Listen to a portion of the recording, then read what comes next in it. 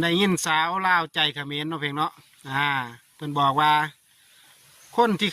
นลาวที่เขาข้างประเทศไทยนะส่วนมากก็มีแต่คนลาวที่เฮ็ดเวียกอยู่ประเทศไทยเพิ่นว่าเนาะจะเข้าใจผิดเนาะบ้านเบาแก้เนี่ยเกือบ100%เนี่ยก็เข้าข้างประเทศไทยเบิดเนาะโดยเฉพาะเบาแก้เนี่ยประเทศเวียกอยู่ประเทศไทยเนี่ยเบาแก้อยู่ลาวขายของอยู่ลาวเนี่ยเบาแก้ก็เข้าข้างประเทศไทยเนาะเป็นยังไงจะเข้าข้างเฮาเป็นคนกลางเขาเนี่ยมึงกับหูว่าไผผิดไผถูกอย่างกัมพูชาเนี่ยขนาดชายแดนลาวเนี่ยก็ยังรับมาบางหลายหนึ่งเนาะรับมาบางหลายหนึ่งแต่ว่าไม่ได้เป็นข่าวซื้อเนาะลาวเป็นประเทศที่ปิดข่าวเนาะเขาลุกมาเป็นเท่าไรกิโลก็ปิดไปอยู่สั่นละ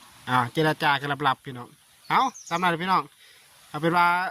บริยูไทยกับอยู่ข้างไทยอยู่เด้อสิบอกจะเด้อสาวเด้อเนาะเจ้าสิหัวใจเขมรกับเลี้ยงเจ้าข่อยก็หัวใจไทยกันตามนั้นแหละสบายดี